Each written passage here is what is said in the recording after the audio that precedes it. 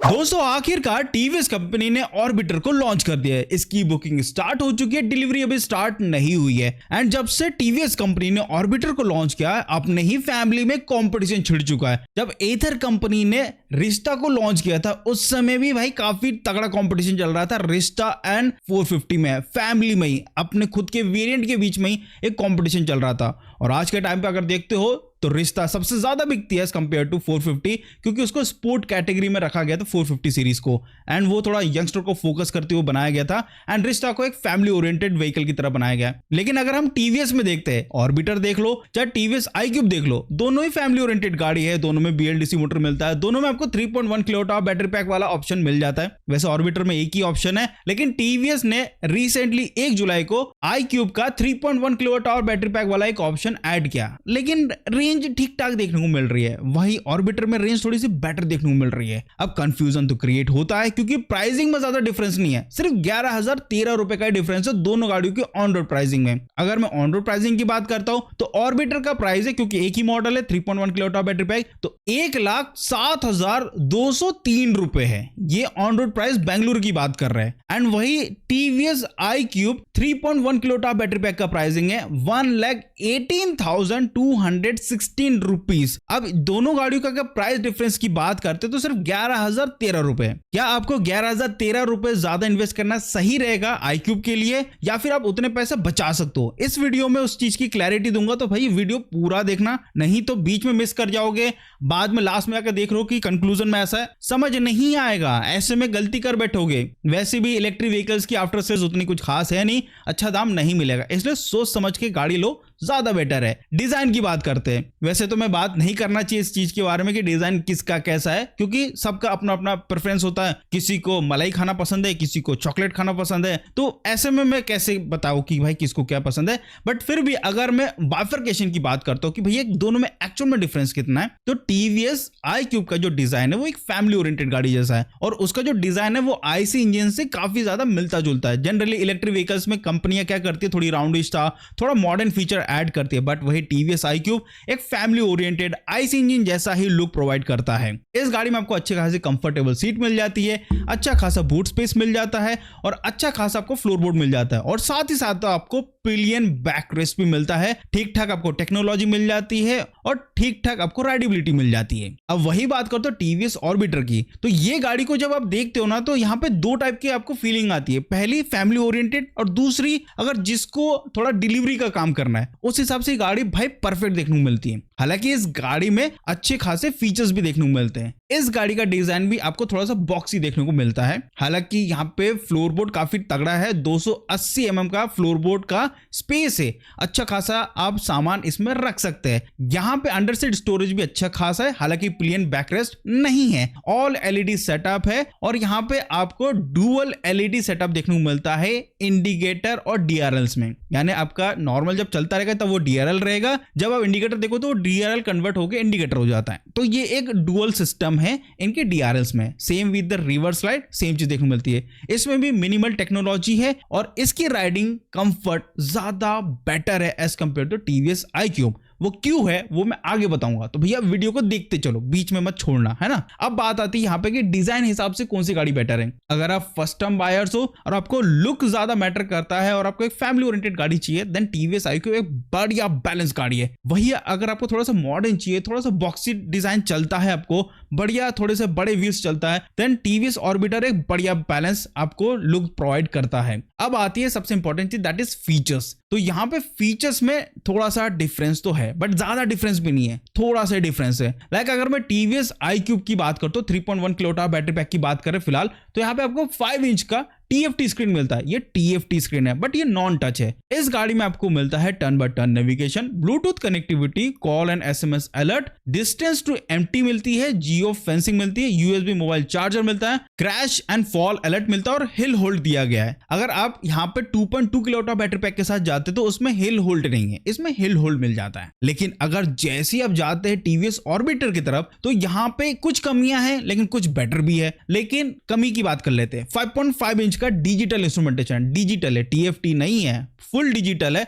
लेकिन यहाँ पे सारे फीचर्स मिल जाती है, like turn by turn navigation, bluetooth connectivity, and यहाँ पे आपको इनकमिंग कॉल अलर्ट मिल जाता है, डिस्टेंस टू एम्प्टी मिल जाता है, जियो फेंसिंग मिल जाता है, क्रैश एंड फॉल अलर्ट मिल जाता है, रिवर्स एंड पार्क असिस्ट मिल जाता है, जो कि आपको iQube में भी मिल रहा था। यहाँ पे आपको क्रूज कंट्रोल एक एक्स्ट्रा फीचर मिल जाता है और हिल होल्ड मिल जाता है। तो यहाँ पे देख सकते हो क्रूज कंट्रोल ऐड कर दिया, बट TFT स्क्रीन हटा दिया है। तो अगर आपको क्रूज कंट्रोल की रिक्वायरमेंट है तो फिर आप ऑर्बिटर की तरफ जाओ, बट क्रूज कंट्रोल अगर सिटी के हिसाब से देखा जाए तो उतना मैटर नहीं करता, अनलेस अगर ये जो क्रूज कंट्रोल है अगर ये एथर जैसा हो तो फिर वो सेंस बनाता है। बट ये जो क्रूज कंट्रोल है ना, ये डिसएंगेज हो जाता है, लाइक आपने ब्रेक दबाया तो डिसएंगेज हो जाएगा, अगर आपने एक्सीलरेटर खींचा तो डिसएंगेज हो जाएगा। तो ये थोड़ा सा कंसर्न है, वही एथर थोड़ा सा एडवांस जा चुका है इस चीज में।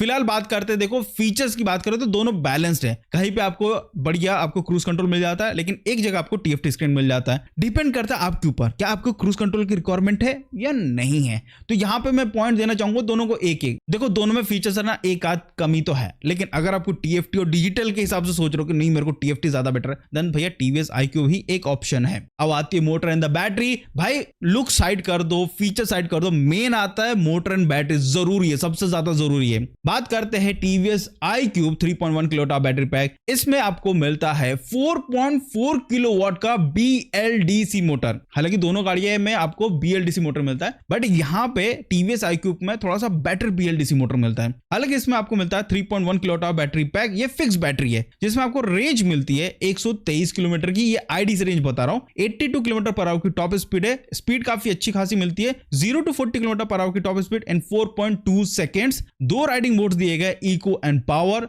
10 डिग्री की ग्रेडेबिलिटी है और 150 का kg, मतलब ये वेट कैरी करके 10 डिग्री की ग्रेडेबिलिटी चढ़ सकता है। तो इससे आपको एक अंदाजा हो जाएगा, मतलब आप पुल आराम से चढ़ सकते हो, 2 लोग के साथ नो प्रॉब्लम होगी, आराम से खींच लेगा ये। हालांकि जो दोनों गाड़ियां हैं ऑर्बिटर और जो TVS iQube, दोनों की जो पावर डिलीवरी है ना वो काफी लीनियर है। आपको वैसा पावर फील नहीं होगा जैसे आपको एथर में फील होता है, जैसे आपको ओला में फील होता है, वैसा फील नहीं होगा। यहाँ पे बहुत लीनियर पावर डिलीवरी है और इसका रीजन काफी स्ट्रॉन्ग है, काफी ज्यादा स्ट्रॉन्ग है, समझे। और यहाँ पे आपको मिलता है 0 to 80% चार्ज होने में लगता है 4 घंटे एंड 3 मिनट। 650 वॉट का चार्जर दिया गया और यहाँ पे आपको 3 इयर्स एंड 50,000 किलोमीटर की स्टैंडर्ड वारंटी मिलती है। देखो वारंटी दोनों गाड़ियों में सेम मिलती है, यहाँ पे कोई डिफरेंस नहीं है। आती है TVS ऑर्बिटर 3.1 किलोवाट बैटरी पे। हालांकि एक ही ऑप्शन में बार बार 3.1 की बोलता हूँ, हाँ यहाँ पे आपको एक बैटरी ऑप्शन मिलता है, there is no battery option. हो सकता है फ्यूचर में जाके रेस्पॉन्स के हिसाब से कंपनी इसमें ऐड भी कर सकती है और नहीं भी कर सकती है। फिलहाल ये एक समझ सकते हो कि हाँ इक्का टाइप फेंका है, चलेगा तो बढ़िया, नहीं है तो कोई दिक्कत नहीं, iQube तो बिक ही रहा है। अब इस गाड़ी में आपको मिलता है 2.5 किलोवाट का BLDC मोटर,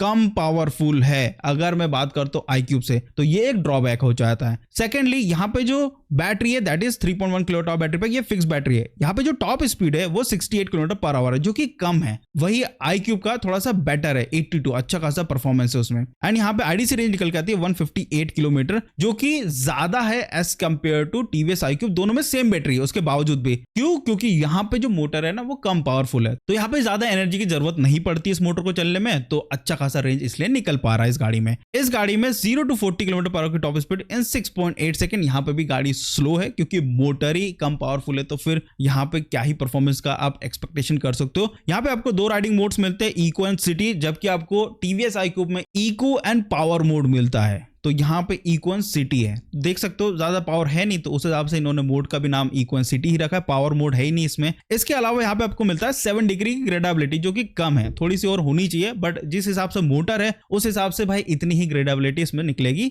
150 किलो का अगर वेट है तो 7 डिग्री की ग्रेडेबिलिटी आराम से कर सकती है, मतलब 7 डिग्री का जो भी चढ़ाव है चढ़ सकती है 150 kg के साथ। और वैसे भी हमारे इधर जो इंडिया में जो फ्लाईओवर्स होते हैं ना, उनकी 3 से 5 के बीच में ही होता है, तो ये गाड़ी आराम से चल जाती है, कोई प्रॉब्लम नहीं होगी इस गाड़ी में। एंड इस गाड़ी की अगर मैं बैटरी की बात करता हूं तो 0 to 80% चार्ज होने में लगता है 4 घंटे और 10 मिनट, यानी दोनों के जो गाड़ियों की बैटरी चार्ज होने का टाइमिंग है वो ज्यादा डिफरेंस नहीं है। एंड यहाँ पे जो चार्जर है वो भी 680 वॉट का है। इसमें भी आपको स्टैंडर्ड 3 इयर्स एंड 50,000 किलोमीटर की वारंटी मिलती है। अब आती है भाई कि ये दोनों में से सबसे बेटर कौन है, तो यहाँ पे भाई सीधे सीधे आग बंद करके बात करें, रेंज चाहिए तो ऑर्बिटर, अगर परफॉर्मेंस प्लस रेंज चाहिए देन TVS iQube। तो यहाँ पे मैं एक एज देना चाहूंगा TVS iQube को, क्योंकि वो एक बैलेंस प्रोपोर्शन बनाती है, मोटर बैटरी और रेंज के साथ इवन परफॉर्मेंस भी आपको प्रोवाइड कर रही है। अब आता है यहाँ पे हार्डवेयर एंड प्रैक्टिकलिटी की। देखो हार्डवेयर की बात करते हैं, दोनों गाड़ियां सिमिलर ही है, कोई डिफरेंस नहीं है क्योंकि प्लेटफॉर्म भी ऑलमोस्ट सिमिलर ही है। तो यहाँ पे आपको दोनों ही व्हीकल्स में फ्रंट में टेलीस्कोपिक सस्पेंशन, रियर में डुअल सस्पेंशन मिलता है।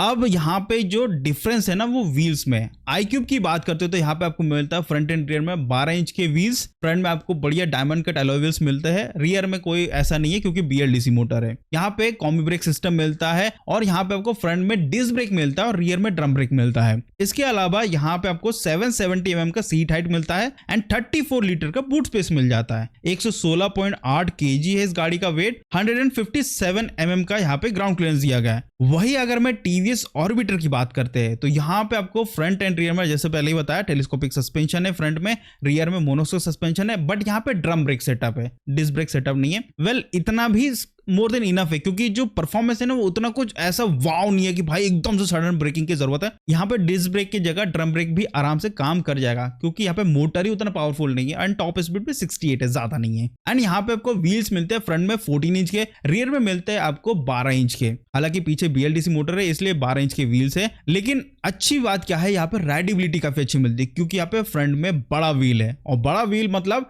जो पोर्ट होल्स है उसमें इतना आपको जर्क फील नहीं होगा जितना आपको iQube में होगा। इस गाड़ी में आपको मिलता है 763 mm का सीट हाइट जो कि कम है एज कंपेयर टू iQube, लेकिन यहाँ पे ग्राउंड क्लियरेंस काफी तगड़ा है। यहाँ पे आपको मिलता है 165 mm का ग्राउंड क्लियरेंस, यहाँ पे भी आपको 34 लीटर का बूट स्पेस दिया गया है और यहाँ पे 112 kg का यहाँ पे वेट दिया गया है।